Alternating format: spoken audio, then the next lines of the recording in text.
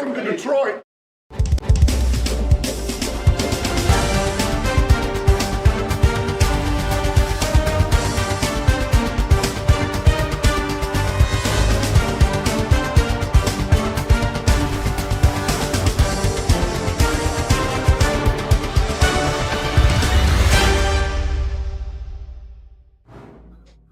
Hey, howdy ho, Lions fans. Welcome to the Detroit Lions podcast.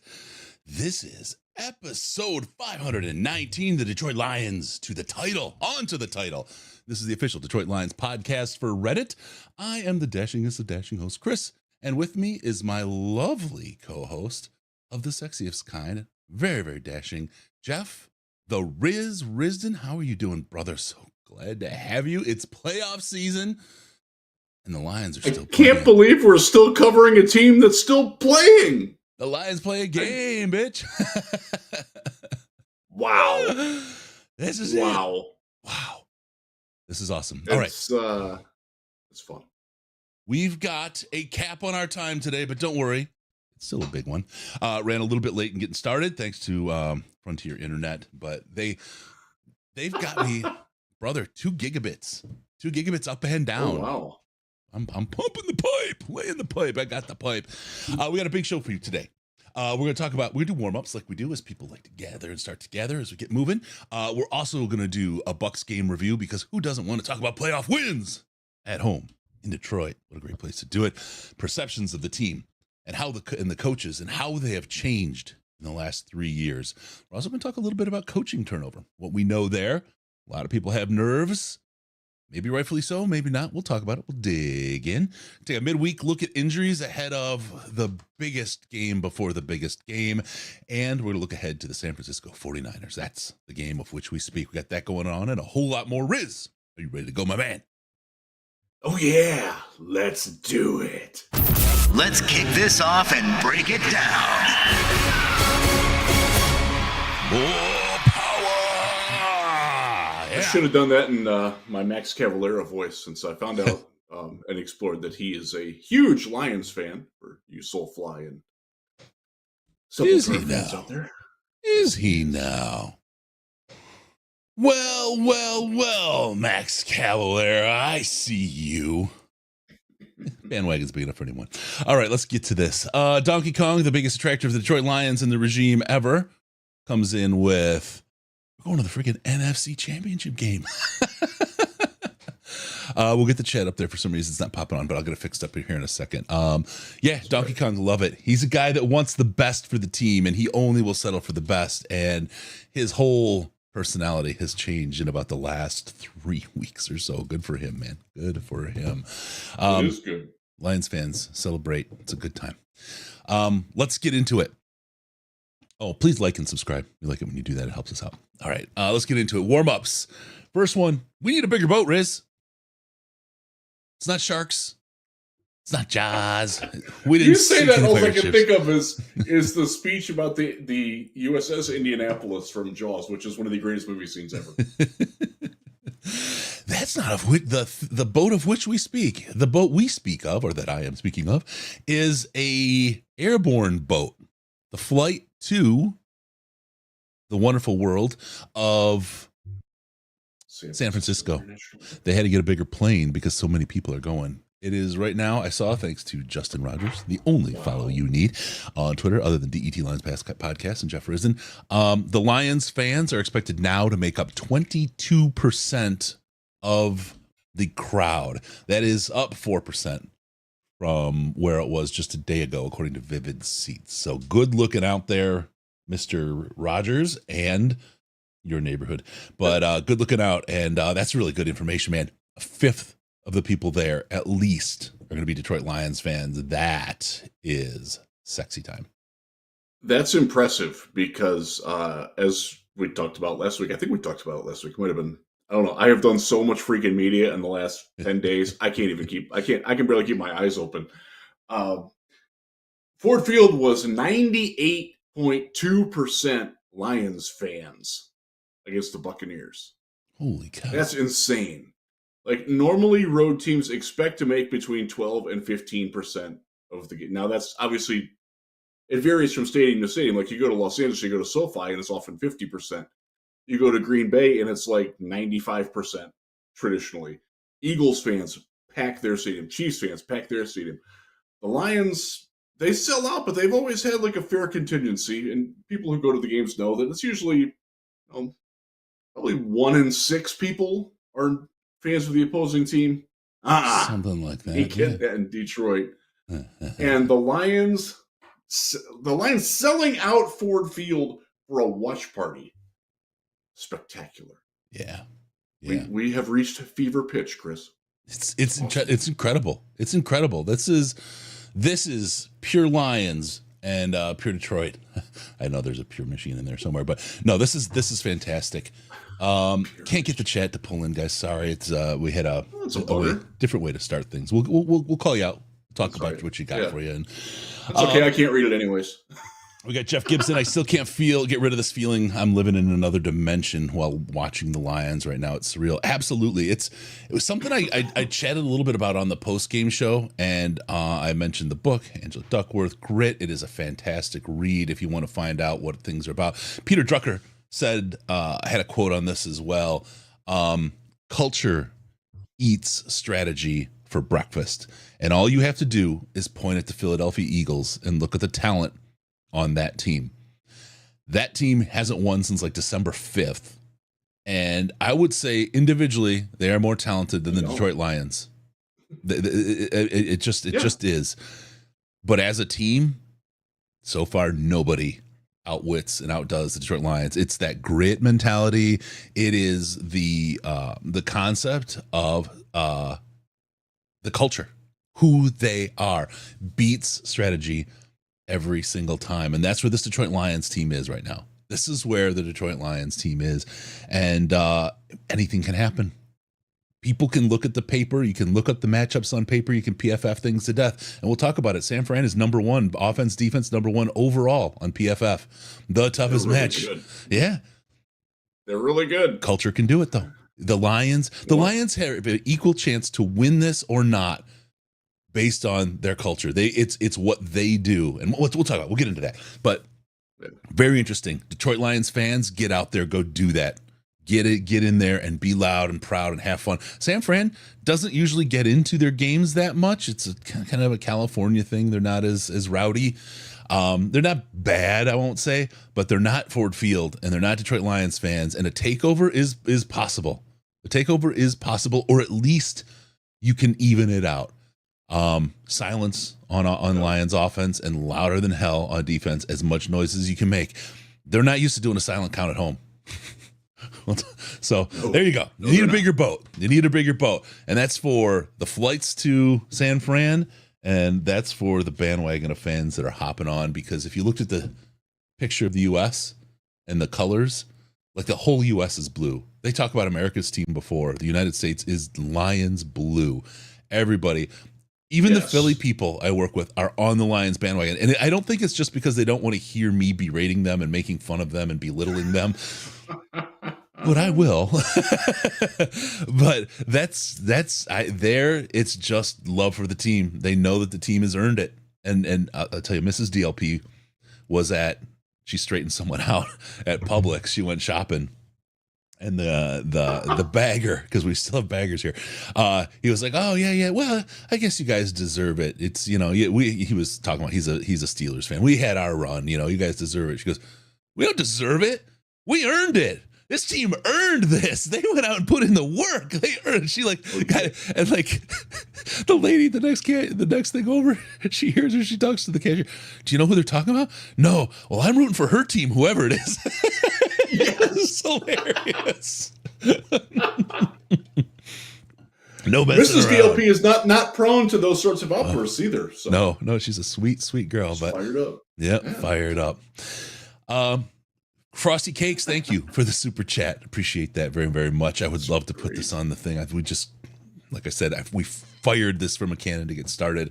We're playing with house money this weekend. Let's hope we run the ball in the first half of the game, getting my Kool-Aid ready. Yeah, that run game is beastly when we do it, and it wears a team down. We'll talk about that when we get in there. All right. The other, need a bigger boat. GM GOAT. I need to talk about this because muchos properos, my Espanol isn't so great either, to General Motors. General Motors. Flint Assembly will not have an early start for normal production on third shift this Sunday, January 28th. Normal production will begin at 10:42 p.m. for body and paint and at 11 for General Assembly. Listen to this. We recognize the Detroit Lions playing in the NFC Championship game as rare, unique opportunity that warrants this temporary schedule adjustment to allow employees to enjoy the game and make it to work on time. GM, you freaking go. You freaking go. That's Taking cool. care of your people at a time when, like, it is historic. It is absolutely historic. It's Ford's on the team. And GM did that. Good move on GM. Much love to GM for that Yeah, move. that's fantastic. Like you said, it's a Ford team. Ford and GM, they don't typically like each other. The other thing is, and I just thought of this as you're seeing. They were last in the AFC or the NFC Championship game after the 1991 season back in January of 1992. That means nobody who's working there was working there. Yeah. The last time that happened, because you have 30 and out. 32 years ago. Yeah. You get your years and you go, you retire. That's one of the joys of working for a from then. automotive. From carry over. Not so much anymore. But yeah. Oh my gosh. That great job, man. That's pretty cool. I hope that other companies take up on that too. I know there's a here in West Michigan, we have a very large electric battery factory not far from where I live, and I know that they are making some concessions for some of their employees too. So that's cool. Yeah. I wish they would open the LCA to do the same as Ford Field. It would be open. It should be open for sure. Yeah, Brandon, that would be ideal. Make use of it. And then you got Big West. They reduce the beer prices at the watch party. Yeah, that'd be nice too.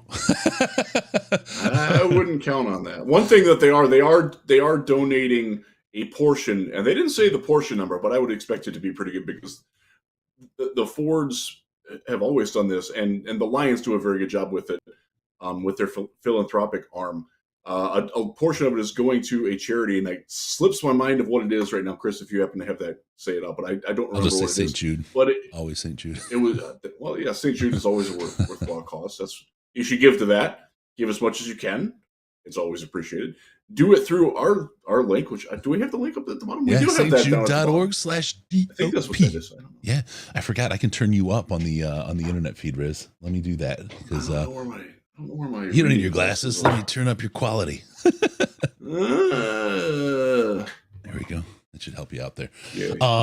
Hey! Oh wow! It's like when you're after A or B. Give me B. Forgot about that. Sorry. That's the old internet. Yeah. So really good stuff there. Love it. James Janella. Terrible. And I hope I said that right. It's not Ganella because Ganella makes great subs down in Outer Drive and Pelham. But James Janella, I think nobody is chanting Brock Purdy in Levi Stadium. If I could implore those 22% of the Lions fans that go there, 22% of the stadium, please chant Purdy.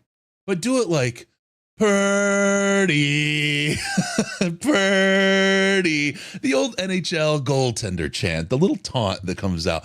I would love to hear the taunty chant while we're in their stadium. That would be ideal. Just a thought for folks while you're there. He also says the 49ers are more scared of the Lions. Don't be obnoxious about it. Yeah. San Francisco is not. They're not like the Raiders or the Eagles or the Giants, but that's not a place that you want to fool around too much if you're an opposing fan. Yeah. Until you win. The 49ers, if you beat them there, they won't beat you. The 49ers are more scared of the Lions than the Lions are of San Fran. I would agree with that, and we'll talk about that because they have every opportunity to play scared, because and they may. We know Shanahan's a choker. We'll get into that. All right, Purdy. Let's get into the next one. Let's get in. We got everyone gathered here. We're past our warm-ups. Let's get into this. The Lions pillaged the Buccaneers. They set sail for St. Petersburg, and they sank the vessel. It was a shitty flight back home. And then that evening, the Tampa Bay Lightning were also humiliated right there at Little Caesars Arena. 2 Tampa teams in Detroit sent home on a sinking ship. It was a beautiful day. Sorry, it's not Talk Like a Pirate Day. Hey, waiting. But Gasparilla's in town now, so there is a little bit of fun going on in Tampa. It is a good time with Gasparilla. I remember going to that when the Shrine game used to be down there. I would venture up for the first weekend of that. It was good times, good times. Good times and big jugs of wine, we'll say. Okay, so yeah, let's get into this. The Bucs, great game, tense at times. I have a lot of respect for Baker Mayfield. I have a lot of respect for the coaching staff of the Tampa Bay Buccaneers. As much as we can make fun of them, they walked out of that game and gave props to the Detroit Lions and their coaching staff. Fans are making excuses, but fans are fans. That's the way it is. Baker, the offensive line, the offensive coach, the offensive coordinator, they all said great things about Detroit, how Detroit was prepared, how they played the game, how they won, and best of luck to them. Very, very, very classy bunch. I was really surprised what we got because they were pretty confident walking into Detroit. I want to ask you, since you do live in the Tampa area, what was the general reaction of Bucs fans like after the game? Were they upset? Were they like, "Oh man, we just got beat by a better team"? Were they mad at Bowles? Like the end of the games thing is very weird, and we can probably talk about that a little bit. What was the perception in the Tampa Bay stratosphere down there? So let me start. I got another Mrs. DLP story with the lead into the game. Again, at Publix, this is what led to the outburst at the cash register, we'll call it. Malice at the register. She was walking through the store. One guy, he turns to her. She's an older guy wearing like a Bucks hat or whatever. He goes, "You're in the wrong town, honey." It's like, oh, wow. A lot of people like, "Oh, no, go Bucks." Just talking. They were talking. Right. And it's like, okay, that's good. You expect that. And it was all good natured. It wasn't like, anything bad. Afterward, it was mostly just disappointment. They're happy for their team. They're very happy to see that, hey, we have our quarterback. They believe that Baker's the guy, and he looked like it for him. He very well could be a quality quarterback. He's the guy after Brady, right? That's so hard, like being Goff after Stafford, right? To be the guy after the guy is so hard. And I think fans in Tampa are stand up and say, Baker Mayfield is our guy. We've got a quarterback. I feel good about that. Just sign Mike Evans. Let's get him back on the team and take care of all that, right? But we're trending up, right? So good. They were happy and felt good about the season. I think the Lions, although Tampa would have been a tough loss, I think Lions fans would have been like, we checked every box we wanted this season, and anything beyond that is house money expectations. We're trending up. We felt good. I think that would have been the kind of where people landed from the Lions if they'd have lost that game as well. So I get it. I get where things are, and I get where the mindset is. They weren't really salty. Twitter, it's just a salt mine. People are there to be a-holes. It isn't representative of reality at all. You'll notice I'm there a lot less than I used to be. There's a lot of places for my own mental well-being. A lot of places not to poke your nose anymore because people just funny people, good people turn bad. So let's go. Do you think the 49ers take the ball if they get the toss of the coin? That's a good one, Brandon. We'll talk about that. Let me push that to the end. I don't think they do. Yeah, I don't think so. I think the best move for a visiting team is not to, because you silence the crowd, right? Because they're all ramped up for a playoff game. Shut them up. Their offense is on the field. Boom, right? That's the move, I think, because then they got to ramp up again. So I'll just say this very quickly before we get back to the Bucs about the 49ers. They are a team that they don't care what you're going to try to do. They're going to do what they want to do. They're very good at that, and it works for them. That is Mike Shanahan channeling through his son Kyle. Yep. They don't care about what you might be trying to do. They're going to focus on what they do and do it well. Yep. And that's a very great. That's a great way. That's a Nick Saban thing. I don't think there's any ties between Saban and the Shanahan tree, but that's very indicative of the Shanahan coaching tree that they do that. They're not going to worry about those sorts of things. I mean, they're not going to like discard it, but they're worried about what the 49ers can do for this. Plans are. Yep. And it's interesting because if you follow their media at all, they're very much like that too. They don't pay attention to other teams all that well. I did a couple of media spots this week, and they're asking me, so this Taylor Decker guy, is he good? Like they just don't know. Like they're absorbed in 49ers land, and it's weird, but it works for them. They wear it very well. So, yeah. The Buccaneers not like that. What a game! I will give Buccaneers fans and media some credit. They knew their crap, man. They knew all the details about Detroit. They had very detailed plans of how to win and lose that game. Except the question about the weather. Except the question about the weather. She's not a know. Bucs reporter. She was a general news reporter thrown into a pool that she shouldn't be in. So, talking about the Bucs, I just had to slide that in there because I could. Yeah. You look at this game; it's an 8-point differential. The Lions really had it in hand at the end. Let you get a little nervous because that's what the Lions do, but it never really lost. Yeah, there was one of those games. So they were tied at 3 at the end of the first, at 10 at halftime, and at 17 going into the fourth quarter. Yep. So they were 3 ended every quarter even, and the Lions won the fourth quarter 14-6. Yep. Be at your best when it matters the most. That's what they do. That's what they do. That's what the Lions do. That's exactly what they do. You look at the numbers here. You got Baker Mayfield with almost 1 yard less than 350 yards. Jared Goff with only 287. You look at from the receiving core. Mike Evans, 147 yards. The Lions not a single 100-yard receiver. The best they had was Amon-Ra at 77, who was clutch. Who I would say Lions fans, at least watching the game, would say Amon-Ra was more clutch at 77 yards than Mike Evans was at 147. That third down conversion that he bowled for. Oh yeah. One of the 2 plays of the game in my mind. Yeah. For the Lions offense. Yep. That was incredible. On the ground, we cracked 100 yards between Gibbs and Montgomery. They didn't. They were about 70 some yards between between the 2 running backs and Baker. But Baker can be considered a little bit of a running back. I mean, he adds a mobile option to the. You just don't want him to get hurt, right? But overall, by the numbers, he will get hurt. By the numbers, other than the scoreboard, the Bucs really had control of that game. The Lions were able to pull it out. They played the clutch play and delivered where they needed to. Absolutely fantastic game. Again, Jared Goff leading this team. We'll talk about it as we talk about how the perceptions have changed over 3 years, but it has been an absolutely fantastic ride for him.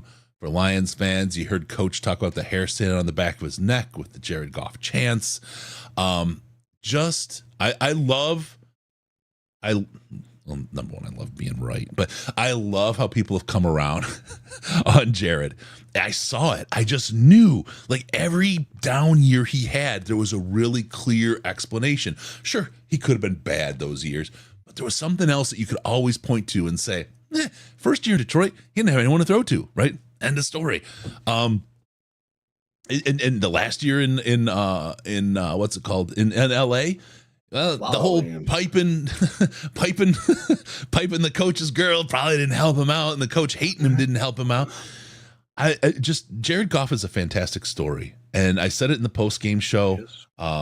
Kristen Harper posted on Instagram, and it hit me right in the feels, man.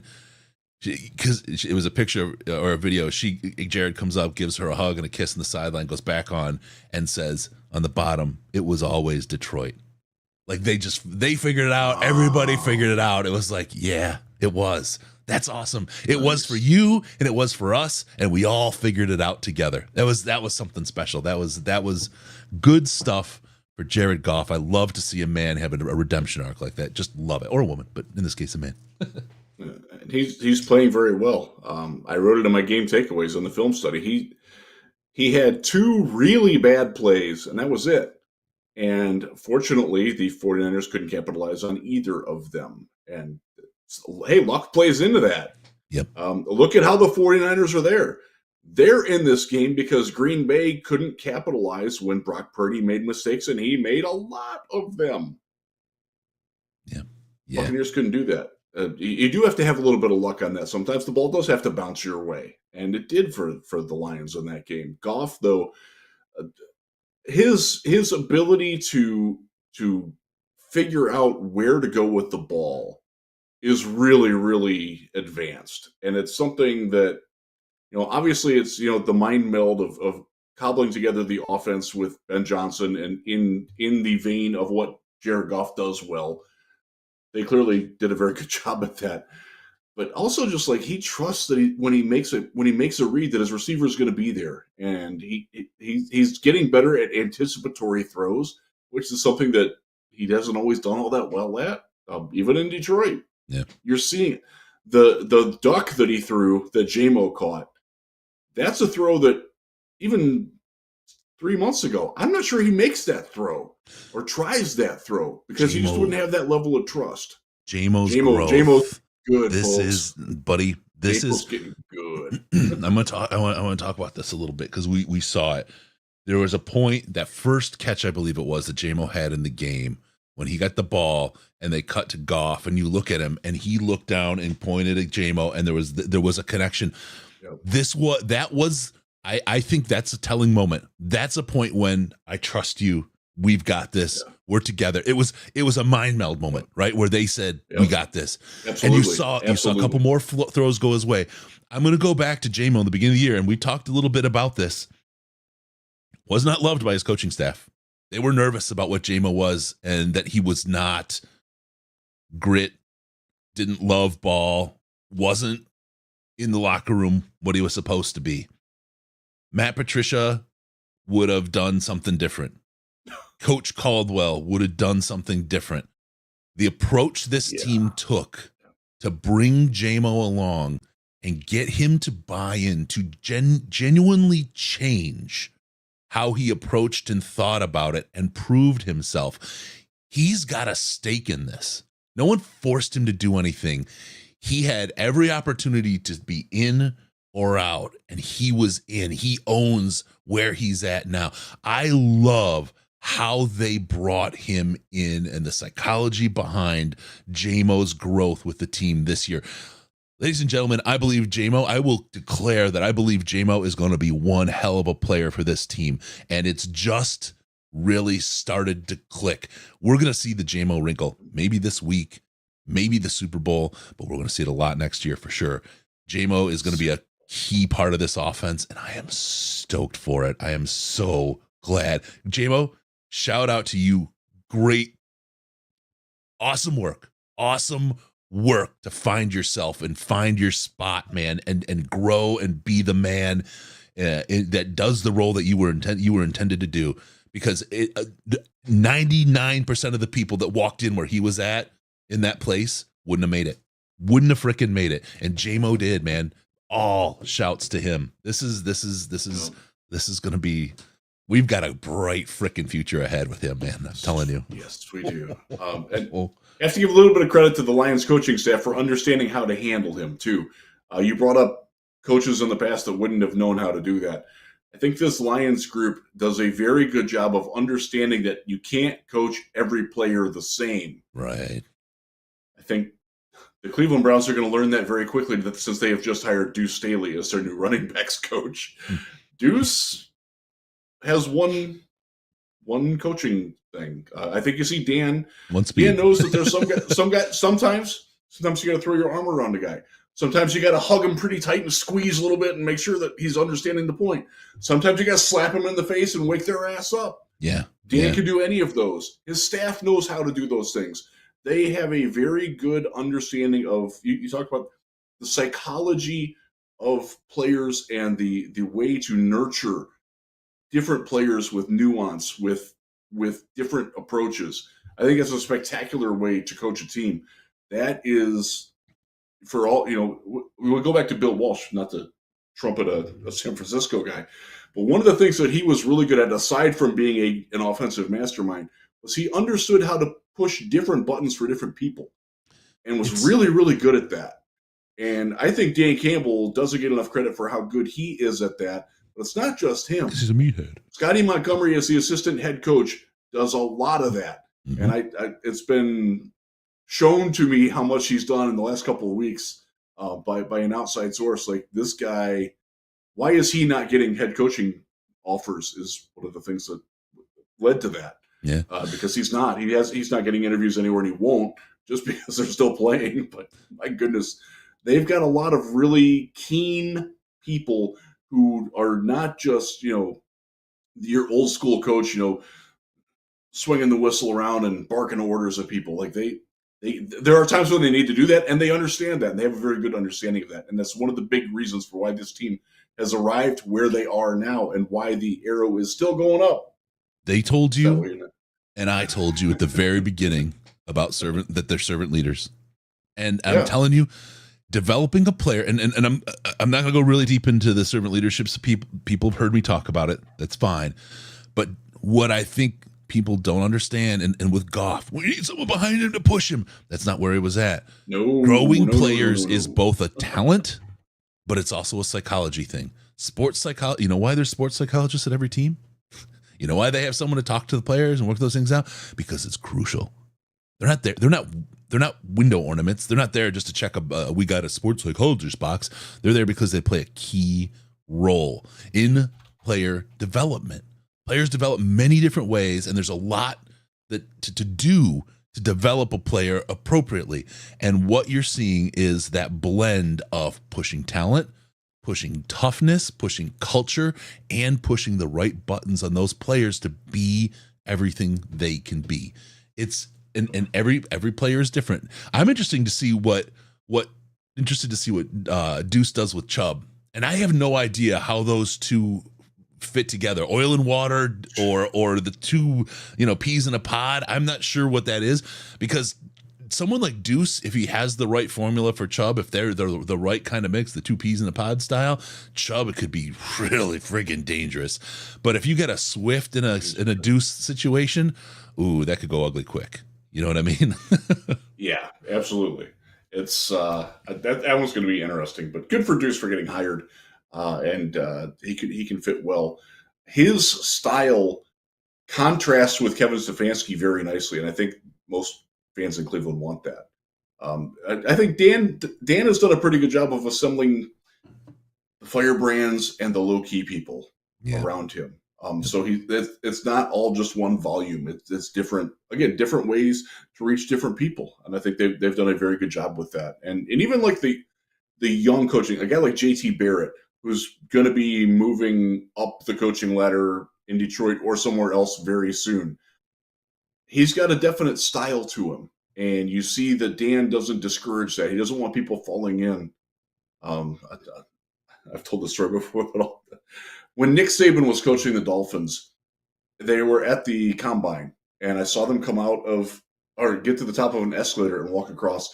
And the scene in Christmas Vacation where they're in the office and the jackass boss, played by Brian Doyle Murray, walks and everybody's like in lockstep behind him. Yeah. And he's just like that's exactly what happened in Indianapolis with Nick Saban. Like, nobody steps out of line at all. They were almost like syncopated with their marching. Yeah. Yeah. You're not going to see that from this Lions team, and that's a good thing. Yeah. No, that's the diversity. One of the reasons why Saban flopped miserably in the NFL was because he couldn't adapt to it. The diversity of thought and diversity of approach only helps you better connect with the diversity of players that you're bound to have on the team. Different approaches, different people, different styles, different backgrounds, the whole thing. The broader you are on the people that deal with them, and the more respectful you are, the more you treat them like men and hold them accountable. Accountability. To treat somebody like a man doesn't mean you are not their organizational superior, right? Like, you have orders, they have to follow the orders, right? But it doesn't mean you have to treat them like shit. You don't have to treat somebody like you have power over them. When you lord power over people, you lost them immediately. You've already lost them. You already failed.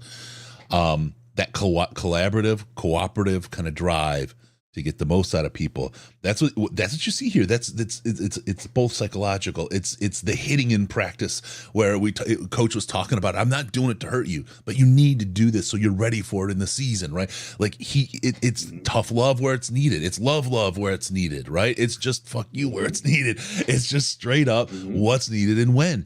Dan Campbell wears his emotions on his sleeve, but he's authentic. He's who he is. Everybody knows he's who he is. And he's not bullshitting you when he's tough with you. You know he's not bullshitting you when he gives you a hug and gives you that love. You know what you deserve. You know what you earned in the coach's mind. And if you respect that coach, what you've earned and what you deserve matters to you. And there's something that when you have a great leader that you work for, you'll do anything for him. You'll do anything to deliver for you and for them because it's important to you. When you have somebody who sucks, you're just going to get over the line and get the hell out of there so you can go home and pop up the PlayStation or whatever else, right? And that's the world you live in. It's no different in that respect for players. To put in the work, you want to, and you want players to want to. This coaching staff, this front office they've assembled is fantastic. We'll talk about what change might mean as we go forward, but the bottom line is this culture and this group beat the Tampa Bay Buccaneers. This culture and this group can do the same in San Francisco, despite what your PFF charts say about ratings and charting, the quality of the players. We'll talk about that as we get to it. But anything else on the Bucs that you'd like to talk about, Mr. Risdon? I am going to give somebody that we bag on a lot some flowers. Will Harris made a spectacular play on a return. He's the outside wing containment, and everybody else got beat, and he did not. And he made a tackle, and it would have been a big gain had he not. It would have been very easy for him to get sucked in because that's what they were trying to do. Yep. Great play. Good job, Will Harris. Yeah. Still contributing, even though you don't play on defense anymore. Yeah. That's a guy that it would have been really easy for him to check out because he's fallen down the depth chart progressively. Yep. He's still there doing it. That speaks to his character, and it also speaks to the Lions for getting him to buy in because that's not easy. A lot of guys would have been like, "Get me out of here, man. Let me go play in Cincinnati or Tennessee or somewhere." Yep. And he didn't want that. And credit to Dave Phipp, whose favorite button was. You've had enough of that shit. When we were playing around before at Senior Bowl. Dave Phipp's done a great job with our special teams crew. Yes, he's a fantastic. They faltered in the middle of the year a little bit. Yep. They have bounced back with flourish. Yeah. Yes. Yep. A lot of stuff going on in the chat. Again, sorry we can't get the chat live on the screen. It's a bug. We're working what we can. Yep. Combat Sack, wanted to note my appreciation for Mike Tirico on the call. He did a great job at the end, just letting the crowd noise come through. Must be hard to keep Collinsworth quiet for a few seconds. Yeah, maybe he was choking him out. We just couldn't because we don't get to see him in the booth. But even Collinsworth wasn't his normal full-on cringe. He wasn't great, but he wasn't his full-on cringe self. The Ford Field crowd deserves a shout out again. Broke another noise record. The DBs were out there big time with the Blue Bees. 134 or something. Yeah, but the crowd was there and in it and showed up. And the Lions fans, not just at Ford Field, but all season, have shown up everywhere, man.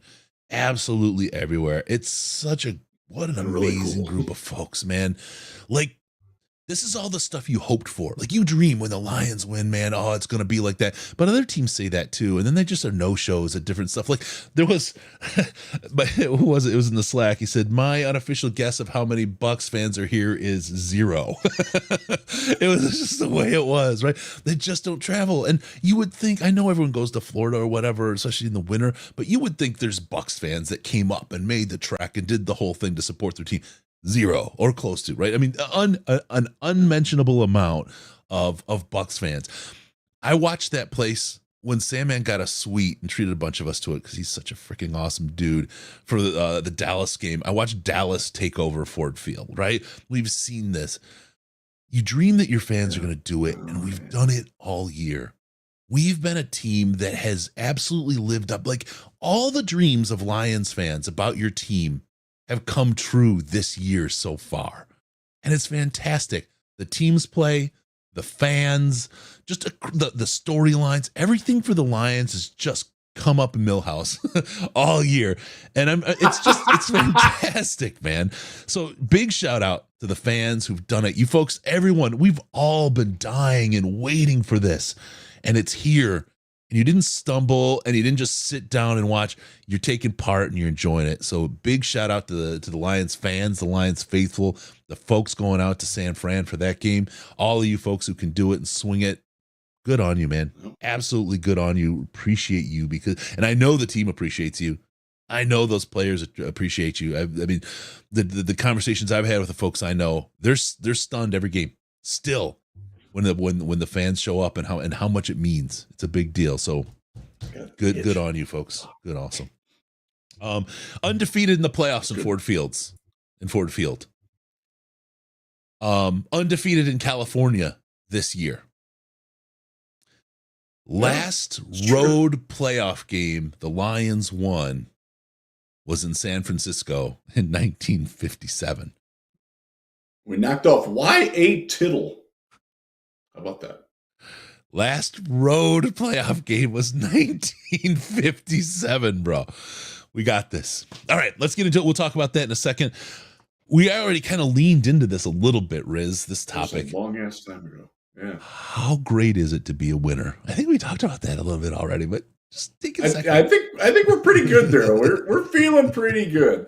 We're feeling confident because, like you said, like there's a reason why the 49ers are favored to win this game. They're a really, really good team. We can win. Yeah.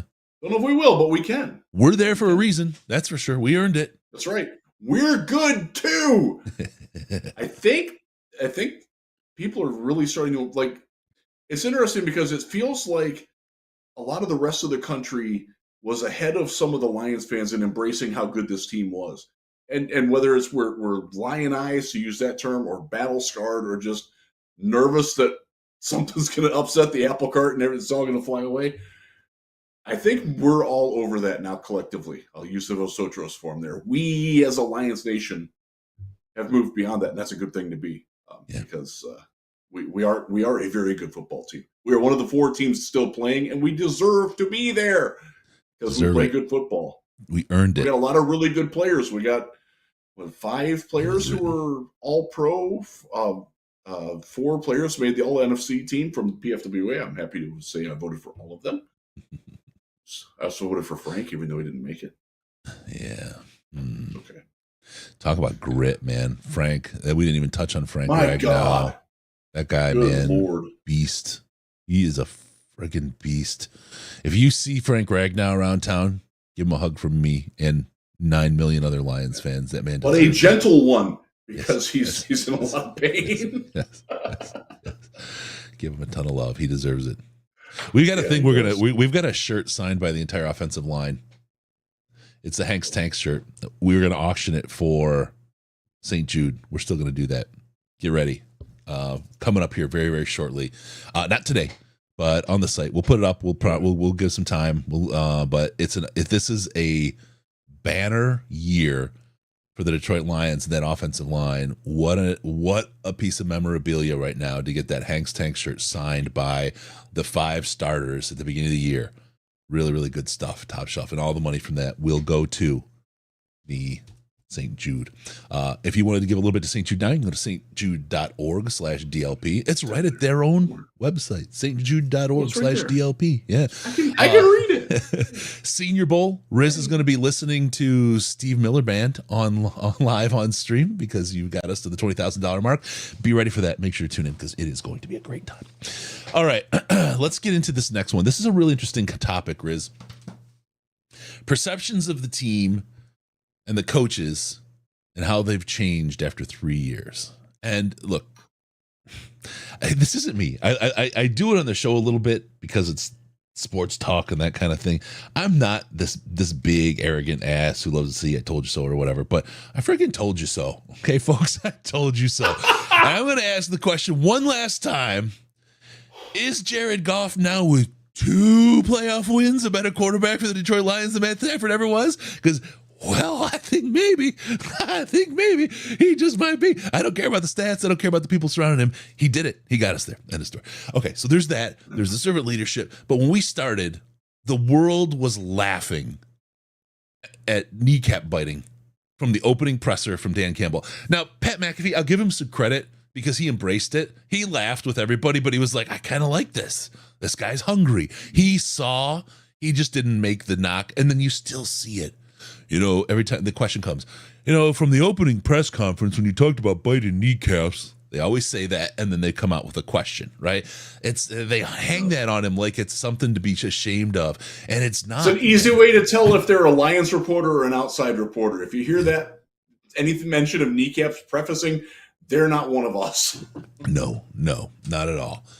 But you look at that, and you look at how raw Dan Campbell was there in front of the media, right? The little bit of savvy that he has versus now, he's the same guy, but the savvy, the way he handles it, like talking in last one, you were probably one of them, weren't you?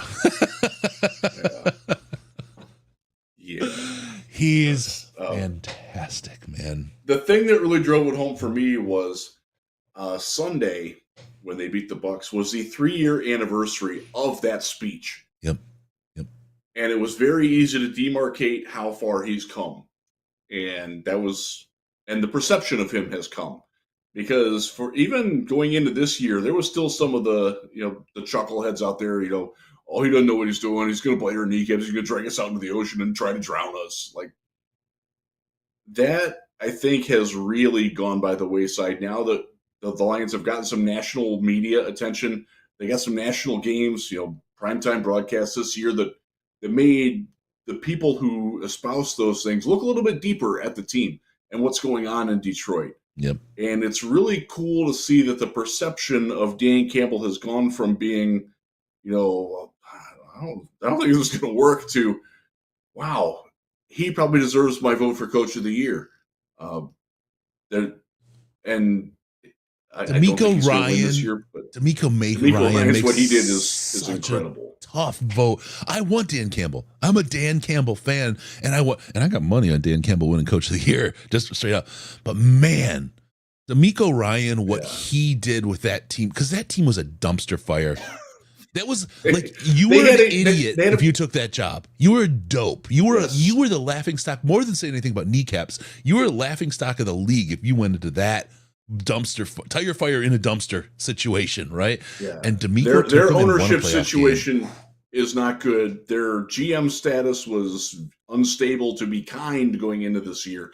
They had a projected season win total over/under of the worst in the league, 4.5. Yeah, they won a playoff game at home, so that's great. The Lions, that's nothing against Dan Campbell, because Dan Campbell, he had time to build on it. And one of the answers that came out from Jared Goff today in his presser talked about the Green Bay game last year and how important it was for the guys to see that Dan, even though they knew they didn't have anything to play for, he was focused, and we're winning this game. This is a statement for us. This is a springboard.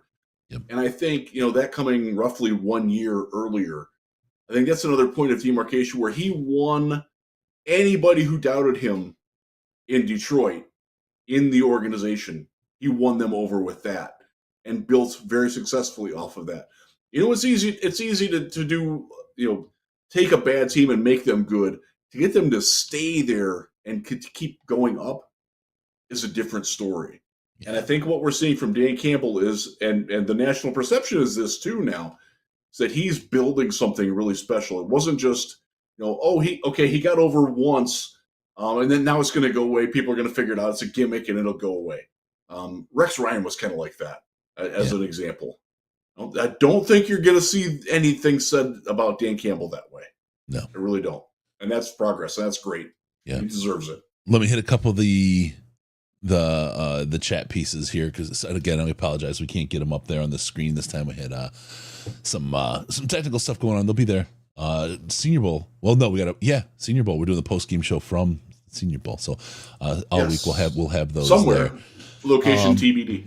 Jeff Austin, and I will be here writing, but I'll have my head up. Jeff Austin, I was so against Goff coming to Detroit. He's been a revelation. Guy's a damn good quarterback, and according to his teammates, a better man. Yeah. He's his toughness, man. I mean, his mental makeup is something. Don H. Campbell should have been the Coach of the Year last year over Daboll. This year proves Agreed. that. 100%. And I did vote for him last year. I did vote for Dan last year. Yeah. Easy does it. Clete Blakeman kept us out of the playoffs with that Rams versus Seahawks game last year with that roughing the punter call. Yeah, well, Clete Blakeman's a piece of human trash, and he's just the guy we got. So let's just see what happens. We'll see what happens. So I think there's people that think that this really, is a conspiracy. I think it's going to be really clean. There'll probably be some missed calls because it's a human part of the sport and that's the way it is. But I have a sense that the NFL is really going to want this to be officiated cleanly because they can't afford to have the Detroit Lions lose on bad officiating right now and then go point to all the Dallas game and all the other stuff that's happened. They just can't afford that. And believe it or not, the Blakeman crew is one of the highest graded. And like, there's this conspiracy that, they're playing, like, there just aren't that many crews that are available. The way that they do playoff rotations, you can't work back-to-back weekends. That's in the referee or the officiating union's contract that you cannot work back-to-back playoff weekends. So the pool that you have to choose from is limited. Brad Allen's crew didn't make it. There was another crew that didn't make it at all. So there just aren't that many crews that can be available to do this. And that's one of the reasons why he's doing this game. He did great at it. I want to say they were the fourth or fifth highest rated crew, believe it or not. And that's more about the state of officiating in the NFL than it is Clete Blakeman being positive. And I'd rather have him than Brad Allen at this point. Yes. Fine. By the way, go back to the Tampa game. Fairly well officiated game. Consistent. Yeah. They weren't perfect. They didn't get in the way of the play. And that's what you want at this level. I loved that game. There's things that they got wrong. That's fine, right? But it was consistent, and that's really like when I see these janky. Other than like the Dallas game was stupid, but with so many janky games are calls that they make that they haven't made all game, and they suddenly switched what they're doing. Right? If I'm a Kansas City Chiefs fan. And I look at the call at the end of the game that got the Lions the win, I'm pretty angry because, we've been doing that all game. Why are you waiting until now to call it, right? I get it. Yeah. Just be consistent. If you're consistently wrong, the players know how to play. But if you're not consistent, they don't know the boundaries. And now you've put a thumb on the scale in that game. You've affected the game. And that's not what the officials are supposed to do. Let's hope that doesn't happen this weekend. Yeah. Okay, let's get to the next one here. What we know about coaching turnover. There's a lot of talk right now. AG, Atlanta in town to interview Ben Johnson and AG. Again, second interviews for both. Sending a contingent in. It's the last chance for interviews until after the games on Sunday. That's correct. There's a lot of sniffing around. A lot of talk about, Ben and AG going. I will tell you, okay, talking to a lot of people, I don't have any direct answers. I had last year, I was very confident that Ben Johnson wasn't going anywhere. I was the only person telling you with any confidence that he was not going anywhere. Straight up. I also told you last year, and I've seen people watch it come through, that one of the coaches is going to go, and in the Slack, who the coach was, and now I've seen it reported that Fraley goes with Ben and becomes his offensive coordinator.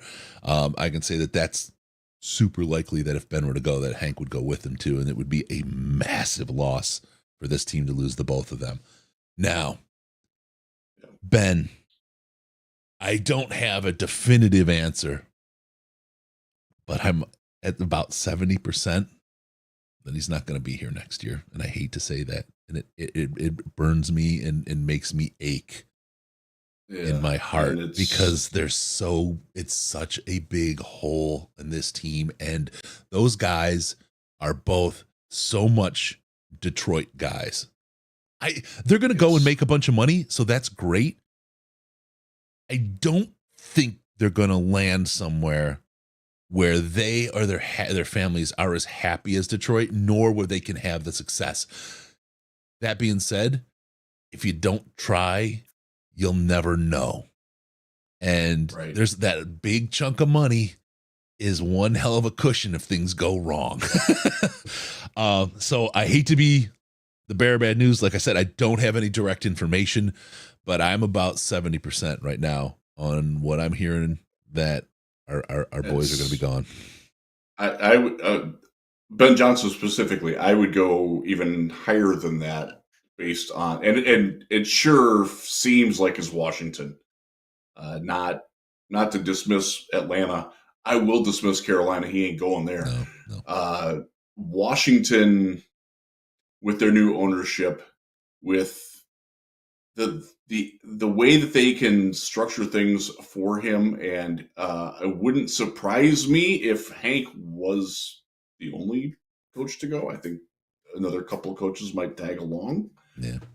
One of them might be his defensive coordinator in waiting. So one of the things that happens, if you don't know this, when you interview for a head coaching position, one of the questions that they ask you is, who do you have in mind to be your OC? What kind of scheme do you want to run your defense? How does it mesh with our personnel now? What change? Will we have to get rid of everybody that we have now, like the Lions, or the guys that we know are going? The guys we know are going. Well, how are you going to fill those holes, right? Exactly. Are you going to hire anybody that's on the current staff? Anything like that. Those are questions that get asked of them, and it's been. If you want to watch a podcast that does good things on it, John Keim, who's been a veteran reporter for Washington and the DC football area for a long time, he and Bram Weinstein, who's another good guy, who knows his stuff in Washington, D.C. They recorded one a couple of days ago, and they all but said that Ben Johnson's coming there. That's what they expect, and I trust both of those guys. They're not anti-Detroit. They're not trying to rabble things up. They're trying to work on their football team. And they are very strongly of the belief that Ben Johnson is going there, and I tend to believe that too. So that's where I'm at with it. All signs point to that organization being a lot stronger, a lot better. Yes. A place to work than it was with the Dan Snyder world. So come back for that, bounce back. We'll see what happens. Now, I'll say one of the things that really makes us hurt is, if we lose Ben, right? And I don't want to say losing him is no problem, because that's not what I'm saying here at all. So please don't think that, right? But if you think about how when Anthony Lynn left and Ben came in, Dan Campbell was calling the plays for a long time. And that's when we got the Minnesota win, and throughout he called a lot of the plays. In the offseason, Ben and Dan and Hank and Jared Goff all worked on that playbook together to make it the right kind of playbook for Jared, help him get ownership, that kind of thing. On a week-to-week basis, as they plan for these games, you have Hank doing the run game plan and Ben doing the passing game plan. And Hank can either reject it, said do it again, or bringing back another one, or accepting it and Ben blending them together for the week. So while Coach Campbell has a big brain on this, and as we all know, he's a lot smarter than most people give him credit for. There's the Texas saying, "Dumb like a fox." he's really crafty, sly fella. To lose the guys that were doing passing and run game planning and spending the time and sleeping in the building and all the effort that went into that, that's a 1-2 punch for the Lions. Yeah. This is, maybe we could keep Frank by giving him the OC job.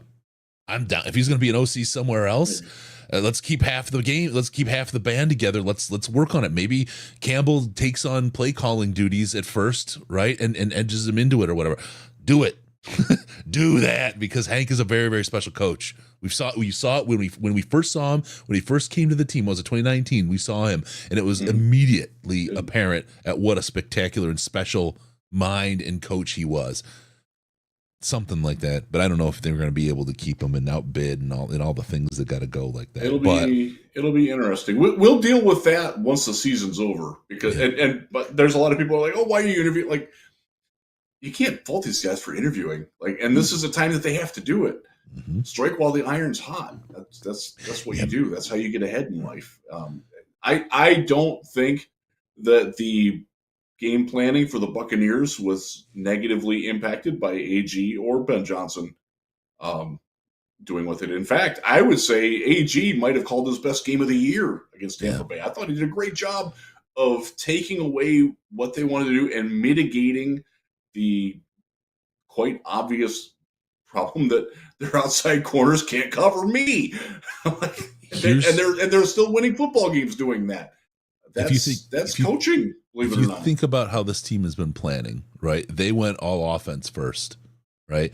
If you think about how they've improved the team, they've improved offense first. And think about this a little bit. Like what you said with AG. AG's been working with less talent on the defense than we have on the offense, and he's been doing pretty darn good. It's not been perfect, but again, he's had a little bit of a dearth of talent. He hasn't had real cornerbacks to really shore up this defense. He's been getting these guys to play out of their shoes and do what they do, and especially in the red zone, the stops that they get, right? If you think about it, AG and Coach Campbell go back. Maybe AG stays. This is pure speculation, by the way. Maybe AG stays in Detroit. He's now getting his talent this year, and they're betting on the quality of the talent they have on the offense to help whoever they bring in as the offensive coordinator to replace Ben if Ben is gone, and help make up for the maybe some of the growing pains of having a new coordinator there and some of the build out.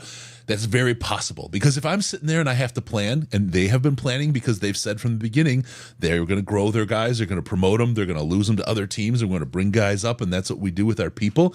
That's part of their goal is promoting and helping grow people's talents and show off their talents and be all that they can be. They've been thinking about this. They've been absolutely planning for this. So there's something there. And even if they did lose AG, I mean, you do have John Fox in the building. Could you convince him to be a defensive coordinator? I wouldn't mind John Fox being a defensive coordinator. He's got a really strong mind. Fangio's available. Hey, there's options out there. But Matt Patricia's available. Sorry, I had to say it. Yeah, maybe he can go to Miami. Greg Williams is available. Yeah, we'll see. We'll see, and we'll talk about that as we get there. But with Dan. Yeah. Just real quick on AG, the Tennessee job was the one that most people had zeroed in on him being. He obviously didn't get that. Yep. They hired Brian Callahan instead. Interesting hire, not a bad hire. Interesting one. Yeah. I don't think if he doesn't get the Atlanta job, he's back because it sounds like the Chargers have made a decision on Harbaugh. Whether Harbaugh agrees with that decision or not, we'll see. There's a lot going on behind the scenes on that. I don't know what's going on the scenes behind that, but I will tell you the Chargers media absolutely thinks he's taking the job. Yeah. Does he? I don't know.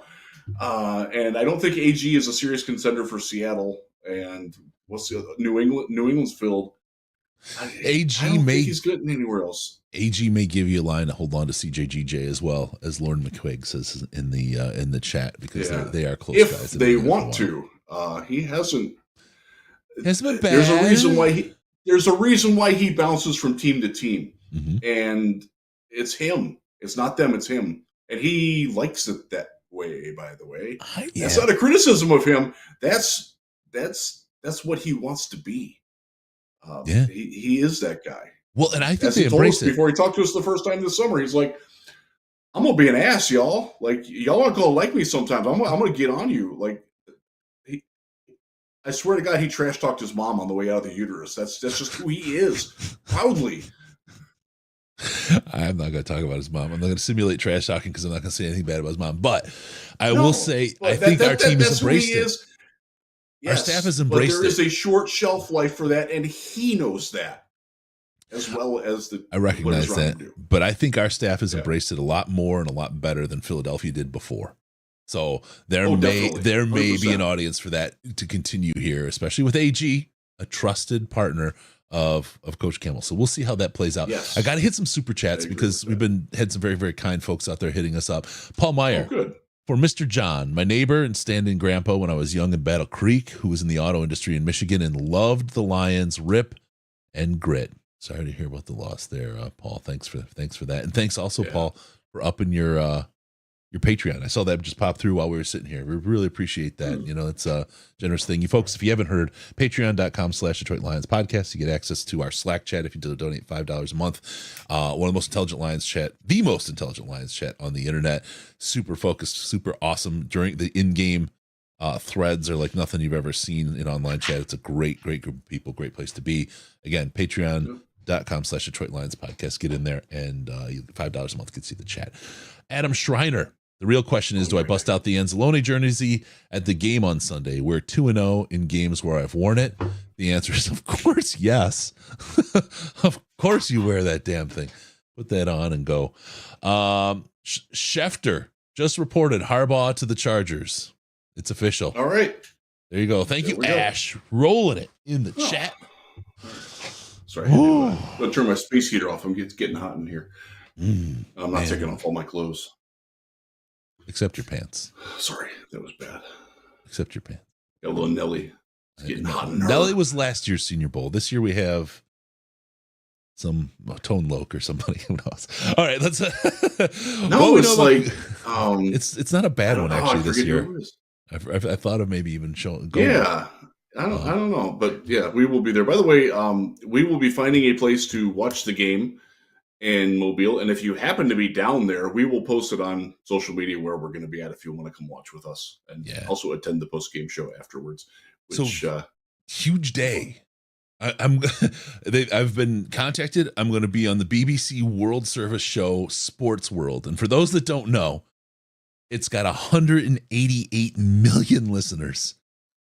Me. It's pretty sweet. I've never had an audience that big. That's right. I mean, I've had other things. I've never had an audience that big. It's going to be great. I can't wait.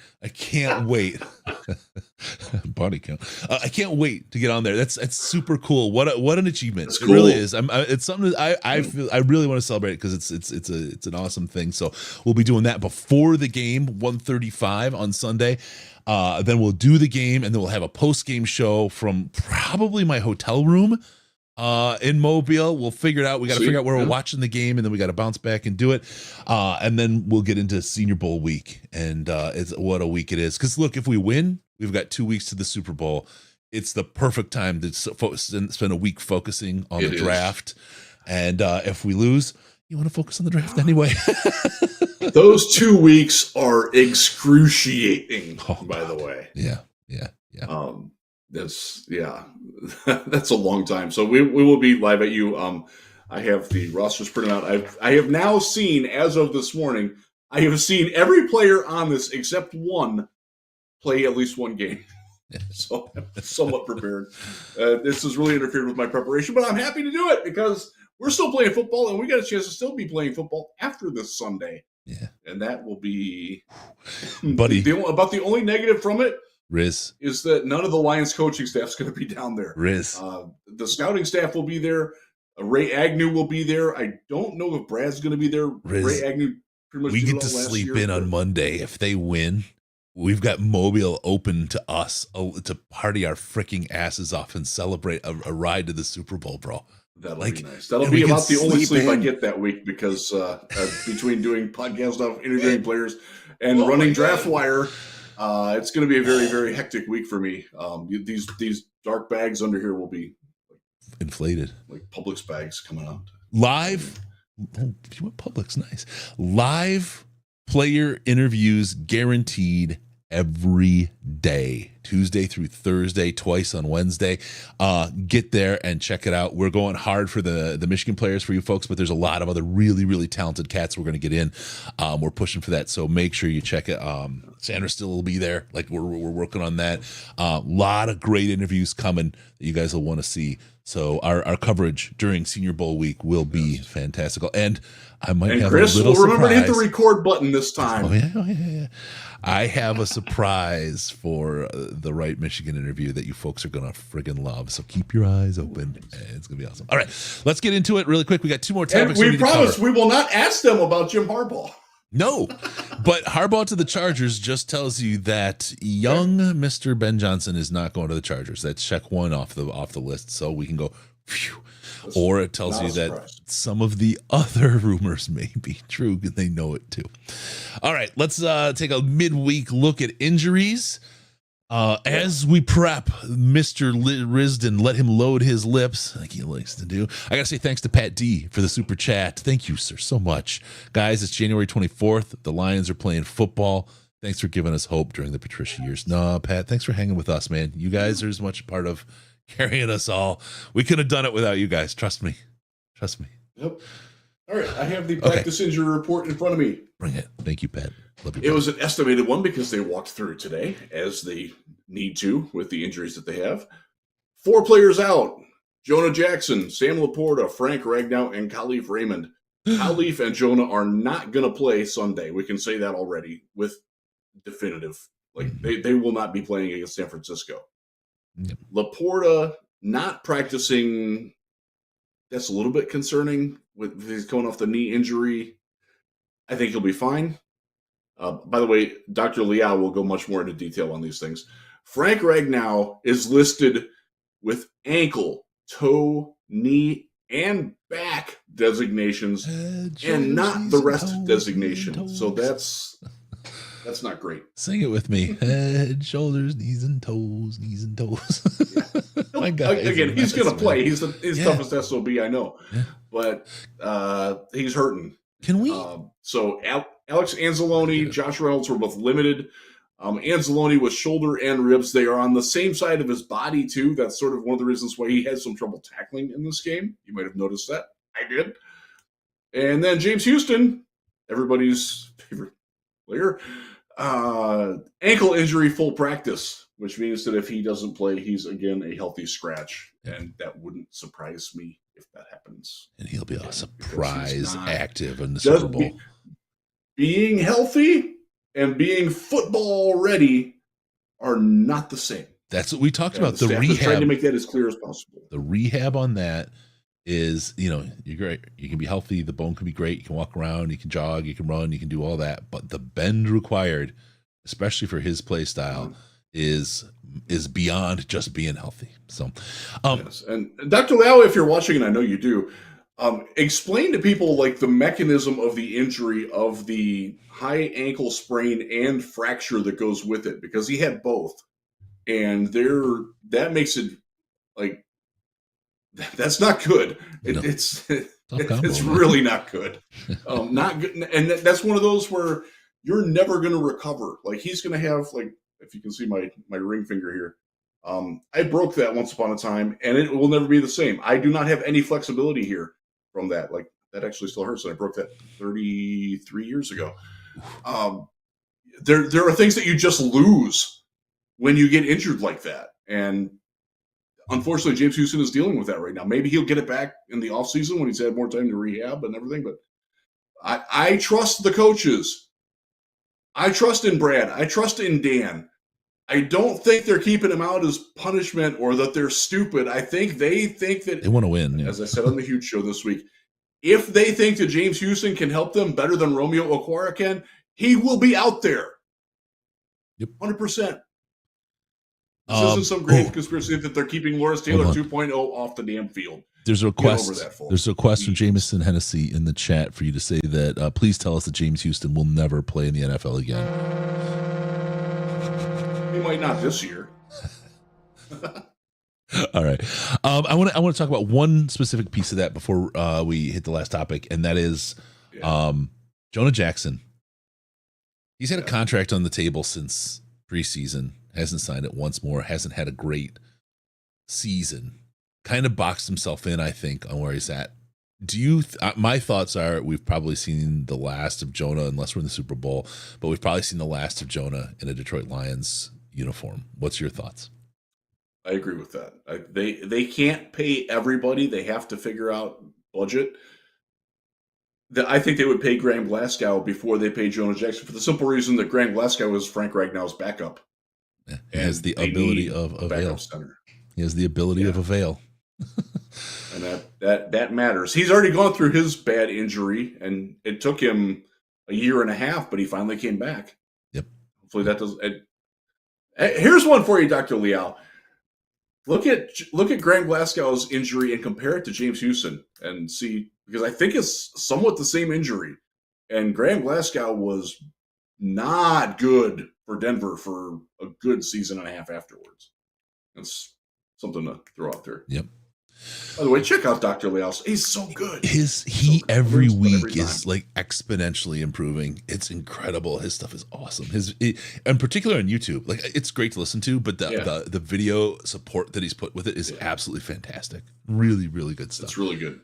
Okay, so we got that. Let's get to the last topic. I know we're pushing up against it here, Riz. Looking ahead to San Francisco 49ers, the NFC Championship game. Debo, just a quick injury thing on him. We'll know more. Nothing. He didn't practice today. We'll know more soon. Okay, let's bang this out with the San Francisco 49ers. Straight up, I'm going to go straight off the paper. If you just look at their lineup on PFF, you're like, the Lions are going to lose. They have a fantastic team. Again, PFF has them ranked number 1 in offense, number 1 on defense, number 1 overall. I think they're like 24th on special teams, but their players are fantastical. They all look really good. They're very well coached. Except by he chokes. The choker coach. Shanahan. Choker coach. Yes. That's what we're hoping for. All right. I'll because we have to get out of this pretty quick. I'll give you one reason why I have hope that they can win this game. And this is from Inside Edge, which is part of some company that sends me stuff all the time, and it's really cool. I'll just read this straight from their mailer. Brock Purdy has just a 75.5 passer rating in late and close games since the 2022 season, 10th worst of qualified quarterbacks. The Lions have allowed a passer rating of just 47.8 in close and late situations since the 22 season, best in the NFL. Means the Lions defense turns it up when they have to, and Purdy goes in the opposite direction. If it's a close game, trust in Lions defense and trust in Goff, and they can get it done. The worry is that it's not close and that the 49ers get out with their very skilled people to a 13-0 or 17-3 lead, and we got to play catch up and abandon the run. Lions are not winning that game. They're just not. Mm-hmm. They've got to get that early, and Brandon talked about earlier, getting the ball first. I love getting the ball first and letting this offense go out there and dictate the tone of the game. I think that's very critical. The only thing that you have to worry about is that if the 49ers get a possession right before halftime and they score and then they come out and the Lions have their third quarter doldrums again, then you're in trouble. But that's a risk I'm willing to take. The Detroit Lions, the San Francisco 49ers have everything to lose. The Lions are the underdog. Everybody sees them as the underdog. Mm-hmm. San Francisco's number one, the best team. But San Francisco, from a coaching perspective, he does choke. He chokes big games, and he has a capability here of playing a little scared because he doesn't want to be embarrassed and he doesn't want to lose. And the Detroit Lions love being the underdog. They don't have that problem. They are almost. It goes back to what we talked about a little bit earlier about they are much more focused on themselves, and there might be a situation where the Lions can take advantage of that. 100%. The Lions were great on the road this year. The Lions played hard on the road. I think what did they lose on the road? Baltimore and Dallas, which. Yeah. But otherwise, they were very, very, very Chicago. good on the road. They lost in Chicago. Yeah, that one hurt. This is a team that can do it. Well. The Detroit Lions are lined up. This is almost, I'm going to say that I hate this word, but this is almost, in a weird way, a trap game for the NFC Championship for San Francisco. Everything is set up for them to stumble. And the Detroit Lions, everything is set up for them to come in with that grit, with that attitude, with the low expectations that everyone has for them, and wipe Levi Stadium with the blood of San Francisco. And it's one of those things where I think San Francisco's a team, if you get a shot in the nose and a black eye, they start to tremble and mess up and lose it. And that's what I love dictating the game early. I love the thought of that, because this is one of the, take a kneecap, punch them in the nose. They're going to start to doubt themselves, and that's where the Detroit Lions can keep the foot on the gas. What's the game? And beat this team. If you can make it a game between Jared Goff and Brock Purdy, Lions are winning that game because we got the better quarterback. The quarterback who's going to make less mistakes, specifically. Yeah. And that's like Purdy, people downplay. I think he's pretty good. I really do. And they have the highest average air yards. They have the highest average yards per attempt and completion in the league. We don't cover down the field that well. That's a very real problem for this team. And that's where this game, if ever there was a week for Cam Sutton to not squat on a short route against Brandon Ayuk, or Stop 50 squatting. plays. Like now is the time to do it.